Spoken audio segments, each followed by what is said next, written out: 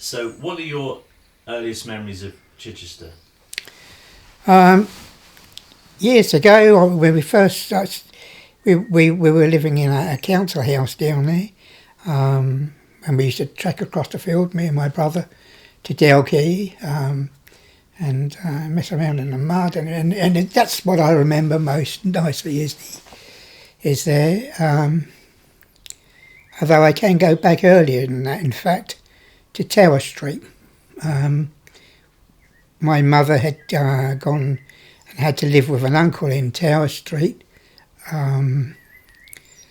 It was one of those, it was number 30 Tower Street, in fact, and the place was literally falling to bits almost. The walls were yellow with smoke, and it was a pretty dilapidated place.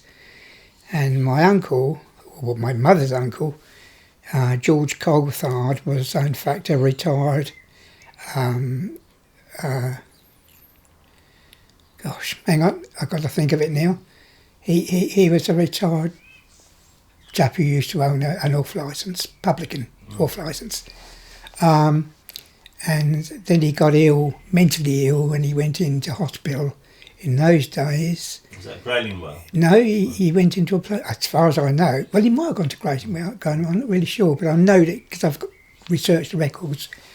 He did go into hospital for some period of time, and there was a clause in the will that said if he and his brother if neither him or his brother who run in the off licence couldn't keep it going for any reason at all, it would be sold. So it was sold.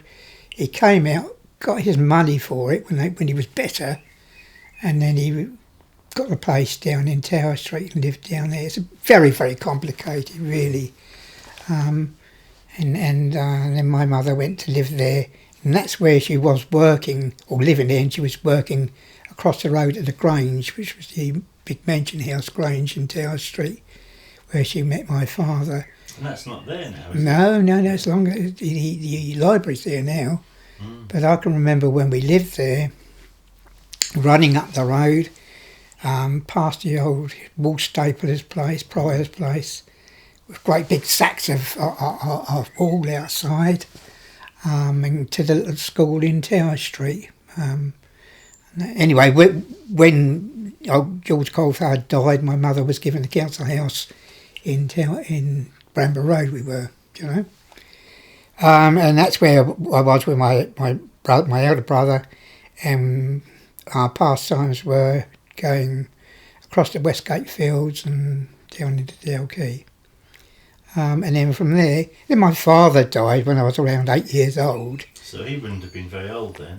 42, I think he was. He'd come out the army. He was very disabled, I think. I think he'd done Dunkirk or something. Very, very ill. What was he ill with? Cancer. I think it was bowel cancer. I think it was, or something like that, as far as I know. But he was a very, very, very, very educated and very knowledgeable man. He wrote several books on optics, cameras, microscopes. He had, in our council house, he had a small centre lathe, 2.5 foot, 3 foot centre lathe, where he used to grind his own lenses, and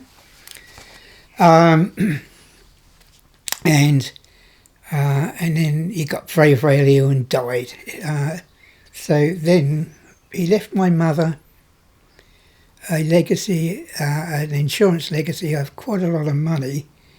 But because she was a very naive country girl, she'd been born in Oven, she started, I think she was obviously very upset about my father dying, and she squandered it around, went out taking her friends from the Salvation Army who were only too happy to relieve her of her money. They used to go out, leave us in the house and flit off over to the Isle of Wight and things like this, and within a very, very short period of time, she was broke, after, I think it only left her several hundreds of pounds, but in those days it was a lot of money, And then, so when she became homeless, we went. I got. Hang on, I've got to remember how it went. We went up to London to live with this auntie in London, and we had an uncle who used to. My father's brother, who sort of took it, but he was also very. He was very affected by the wartime. It had affected him with shell shock, and that he was quite ill, really. And so he couldn't really look after us anyway. So we lived in London for about a year, and I went to school in Forest Gate, in the little school there. And I can remember running up the street to the school, and one of the things I remember most really was our boxing lesson. I used to love boxing, you know. We'd have proper boxing lessons at school, and you used to ring the old bell when it was you've had your time. Like, it was brilliant, really. Anyway, then I went and joined the Cubs, yeah. And then my auntie one day said, look, the landlord's threatened to throw me out if I can't keep you. We're all in one room, really. Me, my brother and my mother in one room, and him and her in another. And she had another son who I could he was older than us, but he just joined the Navy. And so she, as good as, said, you know, you've got to go, you've got no choice, you've got to go. It's either you go or I go. You know, so we got out. We were on the road, we were sleeping rough on the road. We tried to hit south, which we did do, where my mother lived down in Sussex again. I suppose she was hoping she'd find somebody down there to put us up. And so this is sort of what, early to mid 1950s, is it? Yes, 52, 3, something like that. Yeah, about 52, 53. And we were literally, we ended up in Brighton, in fact, and it was about a week before Christmas, and it was bitterly, I remember it clearly, it was so bitterly cold. And we went down the steps to the where all the alcoves are on the seafront. And we went into this dark alcove, chucked some coats and things on the floor, of this concrete floor, slept there overnight, and my gosh, I don't know how I got through the night. I was only 8 years old, but we were all cold and bitterly cold. I'll never forget it. The next morning, when we came up, we met a policeman on a bicycle who was coming along. It was very, very early in the morning, just about getting the light. And he stopped my mother. I think they had a talk about where we were, what we were doing there and things like that. And he gave her £5,000. And with that, I think we must have got a train. He told her where to go, and we got a train to East Preston, I think we must have done. It's a bit shady then, but we ended up in the East Preston, what was then the East Preston Workhouse. It was still called the Workhouse, even then? Even then, yeah. But as far as I know, we went into, whether it was actually the full thing was being used as a workhouse, I'm not really sure. I think it was mostly for homeless families. And the part we went into was sort of further back in the same building, but further up. It was, I believe, converted. Horse loose boxes has been converted, do you know? And you went in through these big pair of double doors, and it was a concrete floor. It was certainly converted loose boxes, and it had, these loose boxes had been made into places for homeless families, and we went in there in this particular one, which had like the door where it opens at the top, and then one at the bottom still like that, really, with a coconut matting floor.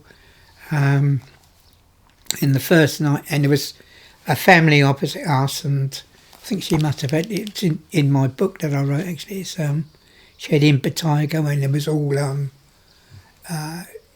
iodine stains on her clothes, I think. And the first night when we slept there, we got literally eaten alive by fleas coming out from the coconut floor. The next morning we'd spend loads of time every morning killing the fleas, before we could get back to sleep again. So it was pretty tough. And then we were there, how long? I don't know how long we were there. Certainly way after Christmas. I think it was into the new year. For several weeks. Yes, several weeks. And then in the duration, it was still springtime when in the duration of that time my mother must have been getting the what was probably still the West Sussex Gazette, I suppose, newspaper. And she saw advertising, some old boy had been advertising, some bloke had been advertising, or was advertising for her, somebody to look after him and mind his house while he was out at work and cook his meals, but he couldn't pay him nothing because he was just a low-paid farm worker. So she applied to him and he said, yeah, come along and have a look. And this was what became, in fact, my stepfather, Harry Pateman. So we went to see him over in Darpost at Cherry Tree Cottages in Darpost. Just before we move on to that, can I ask you just a little bit about the workhouse? Can you describe what it was? I mean, you mentioned about the coconut floor carpet. Right. Okay. But just yeah. The facilities and the routine. Right. Okay. Right. Yeah. Right. As you go in through the double gates, and there was only two. It was just like, in fact, typically of a Victorian stable yard, and so there was 2 or 3 loose boxes, if you like, both sides, and they on both sides have been converted into living quarters for homeless families. When you went, ours was on the right hand side, and you went in there, and it was, to my memory, it was a very, very large room with I think it was 2 or 3 beds in this one large room. Institution paint, cream and green, cream coloured at the top, greenish, I think, if I remember rightly. And to the far left of this very, very large room was, in fact, a small room, and I think that's where my mother slept in there. And my brother and I slept in the beds in the big place, so my mother was in a small one. And then when you would walk further in to this one big room, and there was a little tiny kitchen place, which was in there was the cooker. I think it was a gas or electric cooker, if I remember. I don't know what it was, can't remember. But anyway, that was the kitchen in there. And then coming back out into this big room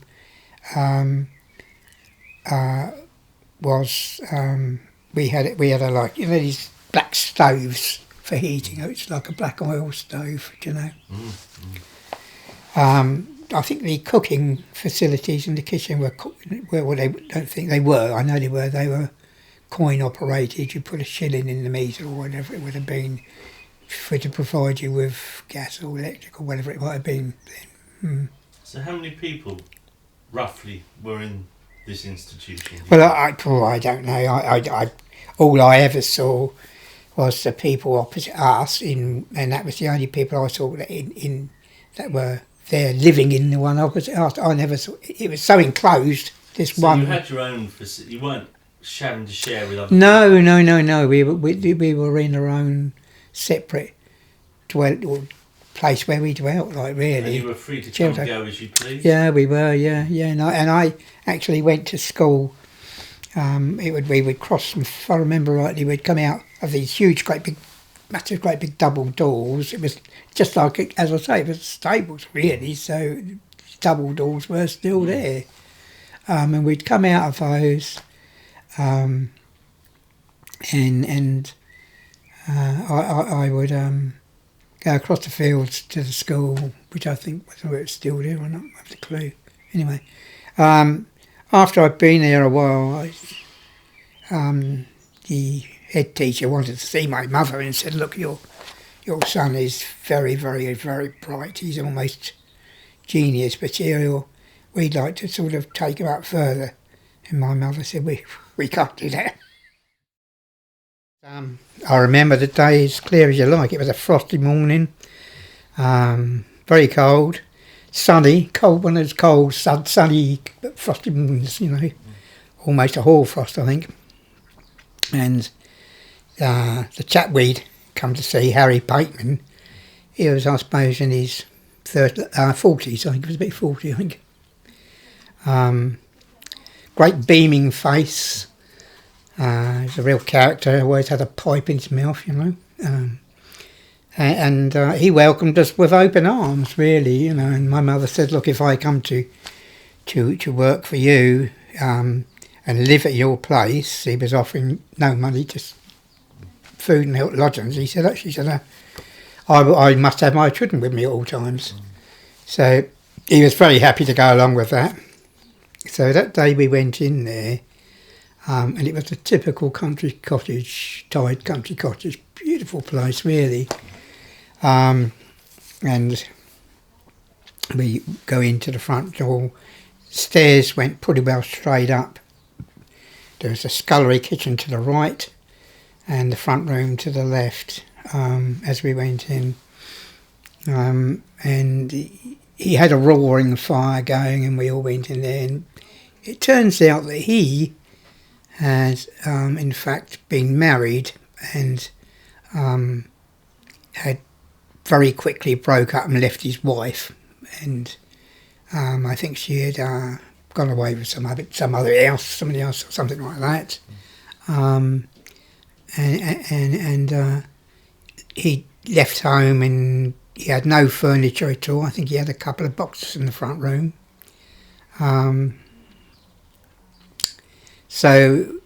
But it was because we had it so very hard that he had nothing was of no consequence whatsoever. We were just so pleased to be in this low-beamed, lovely old country cottage beside a warm fire. It was beautiful. I'd never forget it. Is it still there? Yeah. Do you know the address? Yes, it's Cherry Tree Cottage. I've got it in the book there, you'll see it. Yeah. Yes. Yeah. In Darpost. Yeah. And how many bedrooms do we have? Right, so okay. So we go from that front room, going into the scullery. There was the scullery with a black arc or Rayburn or whatever you would call them, you know, the Rayburn type thing. And then you go through there, and there was a scullery with one of those old deep crockery sinks in, which I think nowadays are making a comeback. And then you went from there out into the garden. So there was the woodshed. Upstairs, there was, I think it was 3 bedrooms. A small bedroom at the top of the stairs. Then there was a bedroom which would have been to the left of the... Yeah, still running, Harry? Yeah. And then far end which was where me and my brother used to sleep, and the floors upstairs were so uneven. You started at one end and they were so steeply uneven you almost ran down, because it was literally like they were wavy and walked with age, really, you know. But still comfortable and nice. All the floorboards were, you know, almost black from age, if you like, you know. Lovely place, beautiful place, really. And there was no electricity. We had candles, no hot water. Everything had to be on the black Rayburn, cooking away in kettles and pots and things like this, and bubbling away. But it was nevertheless exceedingly homely. To have a bath, we always kept hanging outside on a nail outside the place, a long galvanised bath which was about that deep. And my brothers and I, once a week we had a bath in that, and it would take half a dozen or so pots to fill it up about 2 or 3 inches, and you had to race to get the first one, otherwise the water was cold. It was good. Yeah, but yeah, it was great fun, and we all troop off upstairs, shielding our candle as we go, like from the draft, and go to bed like that, you know. Cold in the winter, eh? Yes, yeah, but all right, we had if you were lucky, a blanket, but mostly loads and loads of coats covered over you, But it was okay, yeah. I enjoyed it, and because I'd had such a tough time for me, being out in the countryside, it was a whole new experience to get out there. I loved the farm work, It was super. I couldn't wait to get out and help on the farm. Whenever old Luckins, the farmer's name was, and he would be in the field opposite, and I'd go out there and say, "Can I come up and down the fields on the old sewing machines and things like that?" And the old, it was. So what was his role? Was he just a labourer, or was he a hire? My stepfather was I think he must have been second or third cowman at the time there then. And we used to... so he couldn't have earned very much money then? No. It was on slender money all the time, really. And we used to have a white galvanised... No, was it galvanised?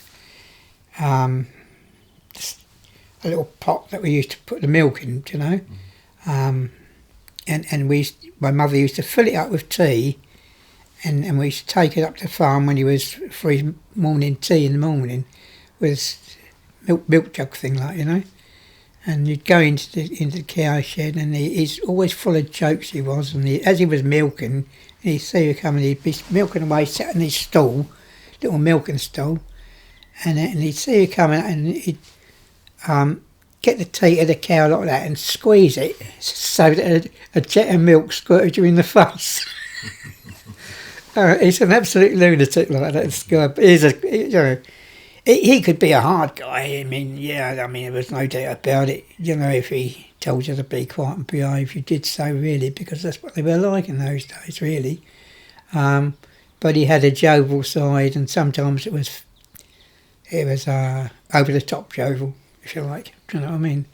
Some practical jokes. Yeah. I mean, one of the things he used to do, in fact, was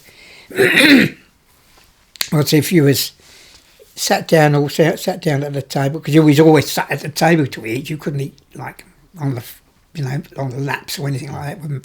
You had to sit down at the table, because my mother. That's what I forgot to tell you. He had two kids as well. They were in a home. And he ended up, because when my mother married him, which was within a year, my mother got all her furniture that were in storage when she went broke. She put it all in storage. She got it all out of storage, saved up, paid it all up, got that out, and got his two kids out. And they came, so we had four brothers all together, two stepbrothers, me and my brother. Does that make sense? Anyway, now where was I up to before I interrupted myself like that? You were describing the property and then the work that he did. And I guess there's a school in Dalpost.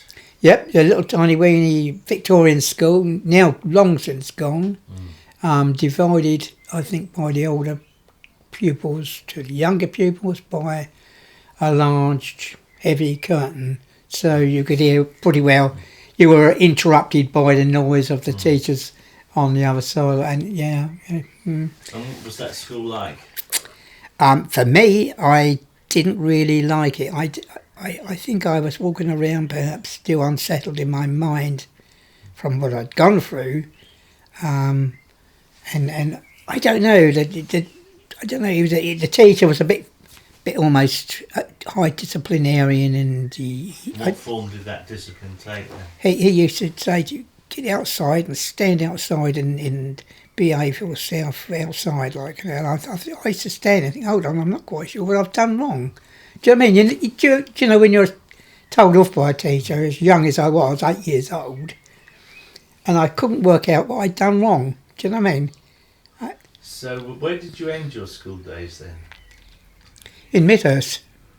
Yeah. And how many moves were there before you got there? Do you want me to go on to the next one? Right. So from there, so I was at Ringmer School, and that was 3 miles walk every morning, 3 miles there, 3 miles back, and and it was nothing to walk there on a filthy wet day. You'd get there, sit in wet clothes all day long, and there was nothing you could do about it. So, and anyway, it was a good school. I think that the lesson I most enjoyed there was carpentry, I think, and woodwork, you know.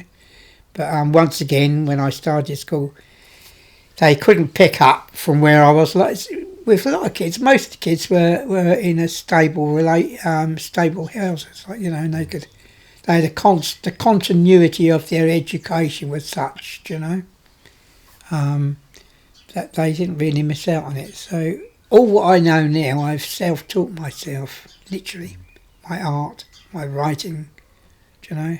Thank God for computers and spell check, because I'm really not that good at spelling. You know, but I'm quite good at stringing a sentence together. I mean, even my friend David Arscott says, he said, David, you said you have a brilliant writer, really. Very good at stringing a sentence together. Poet, I've won a poetry contest and, yeah, blood red poetry competition. Yeah, it seems to be a natural thing with me. I don't know what it is, but there we are. Do you think, so your interest in photography was quite early then? Oh yeah. Photography. My interest first lay in art. I going back from my school days, I always loved art. I always loved to sketch and draw things at home and in the fields, anything at all that you know. And then from there, it naturally diverged into photography, really. When did you get your first camera then? My wife bought it. Oh, Yes. right. So some years later. Yeah. Then. Well, I occasionally borrowed my mother's one, the box bounty thing, like, you know. But my first camera was about 40 years when Sue bought it for us. It was a £50 Praktika MTL50. And would you believe this was taken with all photos in there was taken with an MTL50 Praktika. And then people say, cool, you want to get a camera like I've got? Get some good photos then. I used to think, I don't need a camera like yours, mate. I've done it without. At Midhurst, I was 15. Yeah. And you did exams? No. I didn't qualify. I was classed as by a couple of the teachers as one of the life's wasters, and that I would never do well. They were wrong then, weren't they? So Yeah. what did you do when you left school? Do you want me to carry on with my earlier life? Well, yeah. If you things you want to tell Yeah, us, there is. please do, Yeah, right. So from, as I say, going back to the places he moved to, I'm going to miss out some because I can't remember, but the ones that are significant I can remember, and I will talk about those. So his next significant place was, in fact, in Lowfold, Brick Kiln Cottages in Lowfold. Where's Lowfold? I don't know it. Whisper Green. It's about. Whisper Green. Yeah, it's about 2 miles. 2 miles as you come towards Petworth, on the Petworth Road, and you just branch off, and he used to work for a chap there, Osmaston's people, do you know, and we lived in a terraced cottage there, which was situated in the middle of very deep woodland, and this old rutted chalk lane went up past our house. It was right off the main road. It was remote, really, very remote there. When he was a very restless man, and we moved, in fact, from one farm job to another. He was very quick-tempered with the people who employed him. If he went into work and something happened, he would say, "Well, that's it, I'm not going to work for you no more." And they'd say, tell him to go, and he'd be gone. He'd be at our place 6 months, a year, something like that, and then we'd move on to another place. So my schooling, in fact, failed throughout right up until I left school. Because you kept moving. Because I could never pick up properly. The teachers didn't know where to pick up my education from. So where did you go after? So hang on. So in Dial Post, when he fell out and got the sack from the governor, it took us about 6 months or something, or 4 months or something like that, of him being out of work, and consequently we were skint. In those days you couldn't get too much money, I think, when you're not working. And this is something that people ought to know what it was like in the days. He used to say, well, I'm dying for a cigarette. Can you boys go out and pick me some doggins up from the road? True. God's honest truth. He used to send us out to go along the roads with a tin picking up doggins for him because he was dying for a smoke or tobacco. Oh. True. Amazing. And did he drink? No, he didn't drink. No, I'll give him that. He drank, but I never saw him drink. I never saw him get drunk. He wasn't in any way a man who got drunk or had drink, and his thing was to have a good smoke of tobacco, like, you know, which if he didn't get it, he missed it, you know. Yeah. So we endured that for a long while, and then eventually, he got another job, and from there, from Dial Post, we moved over to East Sussex, to Clay Hill in East Sussex. Really like so that. When did they get married then? Within the first year of going to Dial Post. Yeah. You know, with it really, my mother was clearly desperate to make sure she kept her head over it. She'd had a bad time of being homeless, and she made sure, if she could, that we were going to not be homeless anymore. Yeah. So what was your next move then? Well, it took us a long time. Once again, he was out of work for another 6 months, and because it was right on the main road. And did he get benefit money? I don't know, he must have done, but he was still jolly hard up though, because we were carting the furniture from the front room and the beds and whatever we had out to the road. It was a main road outside the house, although there wasn't the track there is now, and we'd pile it up out there and put a full sale notice on it, and people would come along and sit and buy it, you know, bits and pieces. And then at the end of the day, we'd cart it all back in, and every day it used to be like that, you know. By the time he did get another job, which was, in fact, there is in fact far more places where he stayed just temporarily than I can remember. So my book only covers, and I think it's only wise to, because I can't remember them, it would be giving you too vague. And to what age did he continue working? Harry? Yeah. I think it was 1981-ish, I think, when he died. So he worked until he died? Yeah, he died. He was still working as a gardener when he had a heart attack and died. Yeah. So he's what, in the 70s then, is he? Something like that, late 60s, 70s, yeah. Yeah. And we lived in a terraced cottage there, which was situated in the middle of very deep woodland, and this old rutted chalk lane went up past our house. It was right off the main road. It was remote, really, very remote there. And then so you went up there and into the farm, which was, I suppose, quarter of a mile away, you know. And so one of the things, it was a beautiful place, although it was a terrace of four. The stone steps going up into the doors, about 3 of them, were that old. They'd worn and pitted and everything like that. Everything was worn in those days. It was nothing.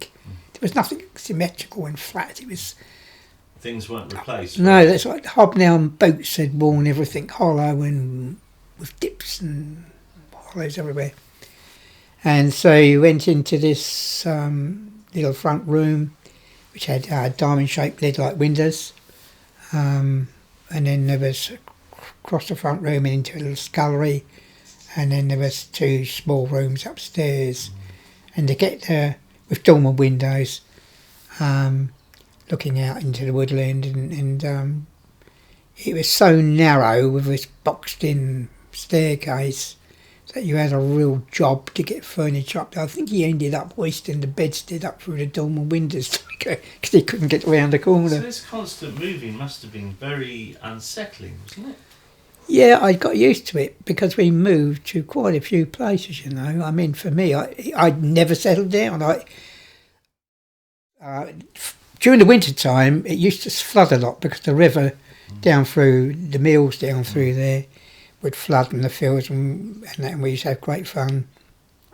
I suppose really I'm a bit too early because my brothers and I when it flooded, we made this raft, and we chopped down trees which belonged to the farmer, tied them, lashed them together. We got oil drums belonging to the farmer, tied them to the raft. We took the farmer's 5-bar gate off its hinges, made it as a platform, and took it out over the floods. And it was a bit dangerous now I think of it, but yeah, it took us a lot of work to get it to float because it wouldn't hold us for a long time till we got enough buoyancy, really. So that was one thing. But the other thing I remember over there was the amount of nature in those days we found were always, like I say, those red harvest mice. We found young owls. It would have been the old tawny owl. We found a pair of tawny owls. And being kids, we were always birds nesting in those days. That's what we did. That's what country people did, wasn't it, really, without, you know, taking birds' eggs. I mean, nowadays, people would hang you for it. Do you know what I mean? In those days, we did.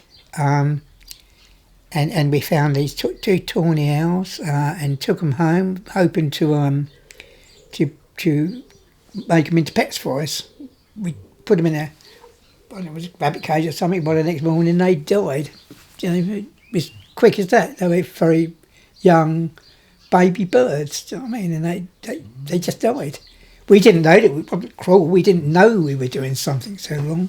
It was cruel, if you like, but we didn't know we would be. It wasn't done in a cruel aspect of mind. Do you know? I think when you're young, you do. You in those days you're not well knowledgeable enough to know that you are doing something wrong like that. No, I don't think it would happen now, would it?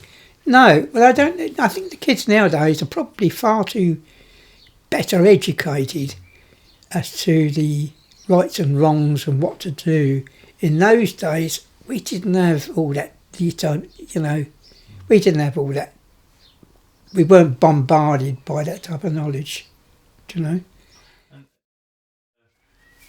was there still a clear rural culture, Sussex accents, folklore, things that would make you think, yeah, these people, they're different to the townies? Yeah, I think so, yeah. The country people who I met doing the thrashing on the thrashing machines and that, and even like my own stepfather, he was still living in past times, if you like, and he spoke in past times. His language was very Sussex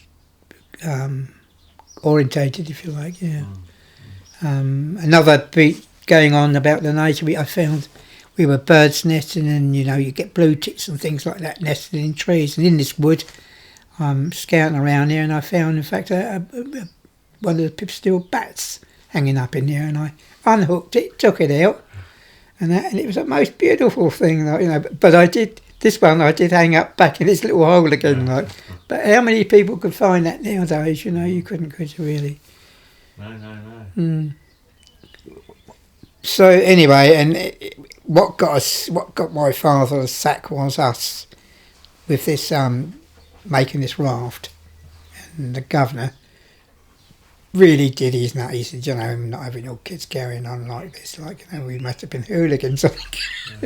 And I think my old stepfather, he stood up for us and said, well, I'll go then, something like that, And that was how it was in those days. And are there country people anymore? I don't think there is. I think what's out in the countryside now is what you see on television, really. These, what's his name?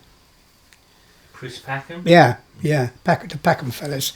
They're academic people they're academic country people who go to university, and they're feeding our youth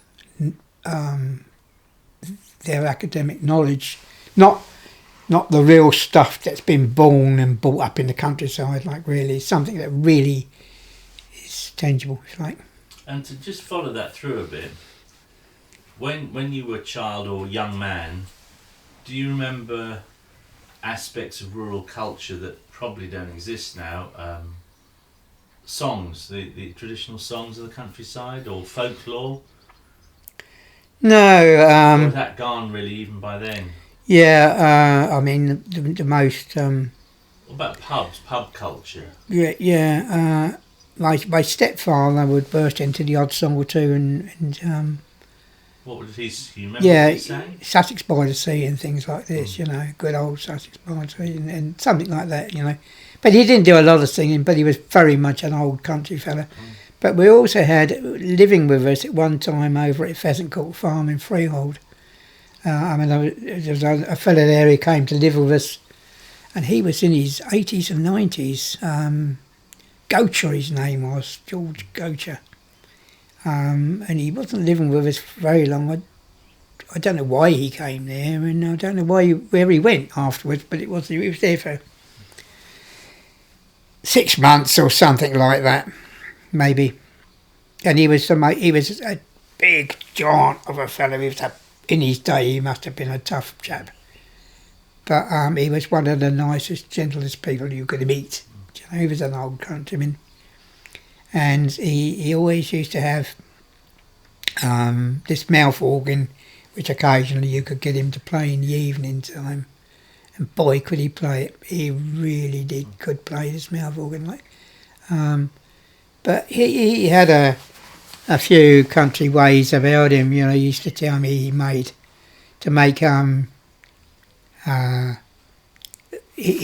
would make their own toys, and he would get an old black slate and get a staple and just drill a hole with one piece of staple and just turn it round and round and round and made it into a wheel. Do you know what I mean? To scrape. So I did it myself one time, and it works. Yeah. And one time I noticed that his thumb, he never had a thumb, or so his thumb was missing. I said, "What happened there then, George?" Because even in those days, I've always been inquisitive. I think I missed it on. You know what I mean? You see things, you want to know things, don't you? You know what I mean? And I said, "What happened then?" He said, "I was out chopping wood, Dave." He said, with an anvil, as you do in those days, kindling wood. He said, and it was in the middle of a very ferocious thunderstorm. He said, it was true. And he said, I got struck on that hand by lightning. He said, and it took the thumb right off. Boom. Yeah. It must have been painful. And it was true too. I'm sure he wasn't spinning my while when he was that type of a fella. He was a genuine guy. He was a nice guy. Did he have superstitions? Were there country superstitions you can remember? Oh, my stepfather was one for superstitions. Yeah. I can't think what they were now. I haven't even got them in. Good luck, bad luck. Oh yeah, indeed. He would have. He would look in the cup for the grapes. What do you call it? The tea leaves. Tea leaves. Yeah, in that, and he'd be able to tell whether. And he would say, but he never came free. He used to believe it. He used to say this or that. But I never used to say a load of rubbish. A load of rubbish. But yeah. Going back to Lowfold, that was when I first heard the Nightingale Never heard a nightingale till then. We used to have the windows open, and at night in the springtime, and it was just incredibly beautiful to listen to. The dawn chorus. You want to know what the dawn chorus was in them days? It's Much more than it is now, I expect. It was. There's no dawn chorus now compared to that. Just no dawn chorus now. These RSPB people, they con you into thinking there's a dawn chorus. I thought, my God. I don't know whether there was ever a recording of the dawn chorus in those days. Perhaps if anyone's got one, Bill Odd, yes, I don't know. Maybe. I wish I'd have known it was going to be like it is now. I would have kept recordings of the dawn chorus. You know, I'm sure this is true because I remember as a child, and we were living in Worthing. Yeah. I still remember as a child, in the summer, 4 or 5 o'clock in the morning, just the Yeah, sound. you're right. And it was. But you don't. Just, I'm not aware of it now. Yeah. Can I just read you this? Yeah, of course. Yeah. This is what it was like.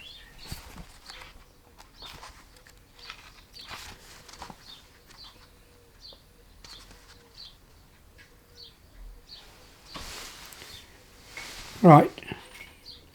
The 2 bedrooms were cosy, snug and uncharacteristically for an old house. Warm no matter what the weather or season. How peaceful it was of an evening to lie resting in bed, the window ajar letting in the fresh night air. The pitch-pipe hoot of the owls would echo through the hollow woodland, reaching the ear with such clarity that it might be thought the bird was no further away than the window ledge. For me, the most impressionable songster was the nightingale, due no doubt to my not being familiar with its song before we came to Lowfold. Throughout the night its fluid notes would drift through the open window in the most melodious ascending scales, delighting the listener with its rich fluting strains that would rise to a clear crescendo, then fall muted and jarring. The whole sequence would be repeated over and over again, but with minute, unexpected alterations. Then, with the twilight of day, its song would be lost in the first notes of the dawn chorus. That would open with the distant song of the thrush, whose mellow, throaty voice always seemed a signal for the teasing strains of other woodland birds. The woodward warblers would waken with their silvery trills. Then the reedy song of the blackcap, while further away the piping whistle of the blackbird filled in the background to a growing tapestry of notes that would soon swell to a festoon of melodious voices, pouring forth to reach a resounding intensity. Then, as suddenly as this dawn concert arose, it began to subside. It was then never long before the rising sun flushed the woodland treetops. Is there anywhere, do you think, in West Sussex you can still hear that? No. Since I've been here 20 years, and since I've been here, I've made a point of getting up at 4 o'clock in the morning and going over to such places as Ebino, which is said to be one of the most ideal places to listen to the bird song. No, there's not a dawn chorus. Dawn chorus nowadays is gone. It's not.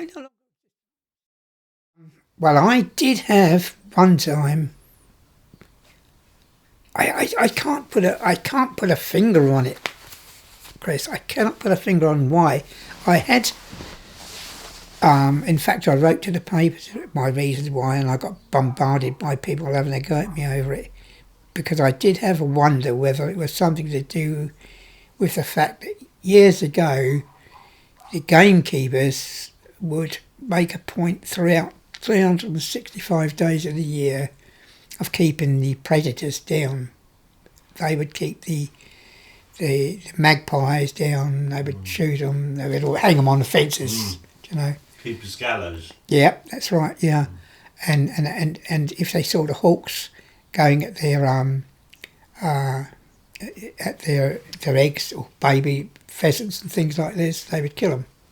It doesn't sound, but it's a fact. That's life, isn't it? And they're lovely birds. Nobody's getting away from that. And I don't agree with killing them. But in reality, that's what they used to do. These beautiful words, they would kill them. And when you... I've got several books upstairs also written in the Victorian times when they didn't make beef about what these wonderful predators did. And they don't, and like I put in the papers, they don't go and eat cheese sandwiches. They go out there and they eat birds, you know. That's what they eat, that's what they survive on. And they will gobble up as many as possible and the eggs. So that's all the predators.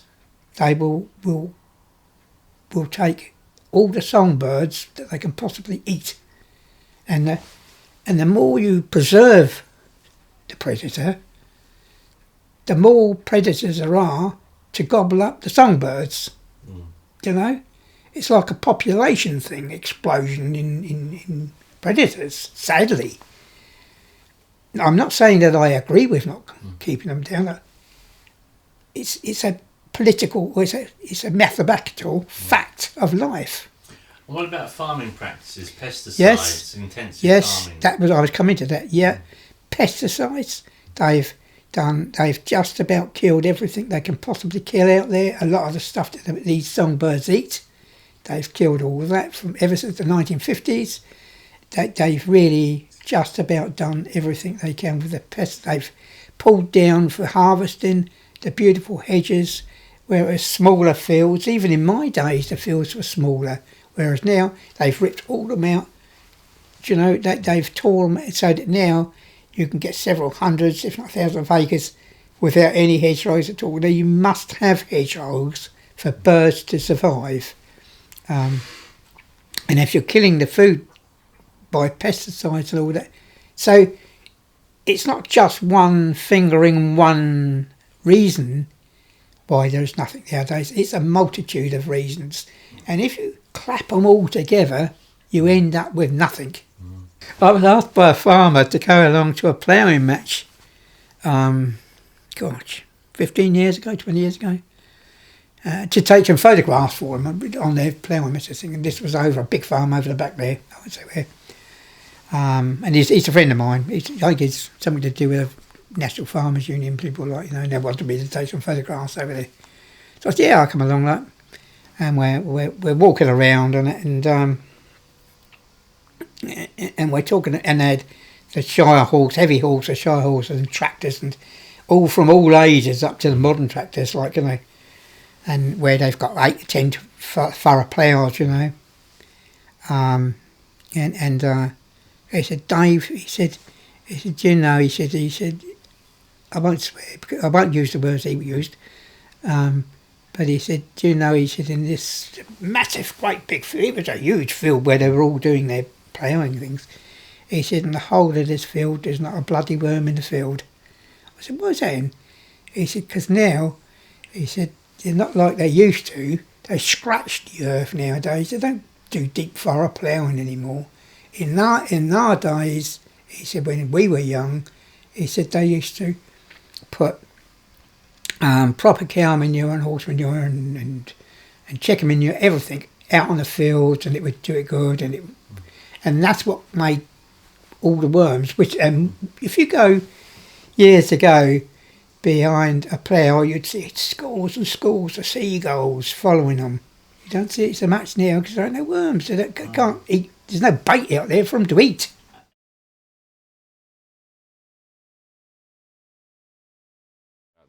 Now I'm just going to read you something, and it won't take long. And this is a book that's written by a man. He's still alive, and he's quite old now. And he wrote a book, Sussex City Streets to Sussex Lanes, and he wrote about growing up in a village like Bury. In fact, his parents moved around all the time to different villages, and this is from the 1950s, so we're talking 70 years ago or more. Anyway, this is a bit of a weird story, and see what you think this is about. And so this is this man, David Johnston, and there's a picture of him when he was a boy, about your age really, and saying something strange that happened in the village. So he'll mention various names that you won't be familiar with, but they're names of people he knew in the village. Old Harry had not been back at work for more than a week or two before both households experienced a most uncanny phenomenon. The day had been typical of early autumn, so just the right time of year. The day had been typical of early autumn, damp, chill and overcast, though clear into a brighter afternoon.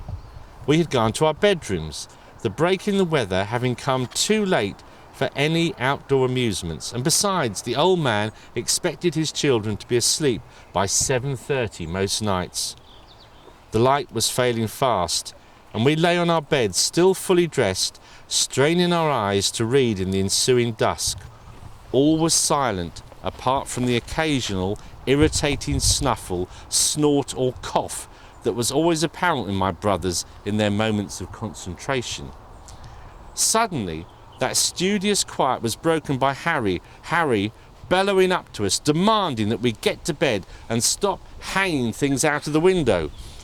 We all looked up from our books, puzzled by his accusation, and shouted back to him, almost in chorus, "We ain't doing nothing, Pop, we're reading." "Well, one of you are," he bawled back. We were a little bemused when he told us that he and my mother had seen something distinctly white prowl by the sitting room window. "Well, it was nothing to do with us," we protested. "Then it must be them kids next door playing about," he said angrily from the foot of the stairs. "I'll go round there and soon put a stop to that." With this, we watched him from the top of the stairwell stride out through the back door, leaving it fully open as he went. No sooner had he gone than there was a knock on the same rear door, and there stood the dairyman, Franz, his figure a dark silhouette in the doorframe. My mother, who had noticed him walk by the front room window, had glided through to greet him. "Hello, Nellie," he said in an almost apologetic voice. "Thought I should tell you to know your children, they are playing about, hanging something white like a pillowcase out the window. It upset my wife terribly." The colour drained a little from Nellie's face as she took in what the man had said, for as it sank in, she suddenly realised that there might be some greater mystery in the strange event that first supposed. She composed herself, then stoutly defended her 4 sons by making it clear that they were all upstairs quietly reading. "So it must be your children," she continued. "Harry's just gone round to see you about the same thing. You just missed him. He went round the back as soon as you came round the front of the house. You see, we saw it from our window." The now confused neighbour rested an elbow on the door and stood there, us after a while looking dumbfounded. "But my children say that they've been asleep the past hour," he mumbled. Just then Harry returned and interrupted the perplexed man, and between them they conferred and prattled away into the evening, but could come to no conclusion as to what had just happened. What do you think that was all about? Yes. I saw a ghost. They saw us. Could be, couldn't it? Something strange and white went past their window, yes. Snow. Snow. That's a logical explanation. Yes? It might be a goose. A goose, yes. Yeah, that's in the country. That's a very good idea.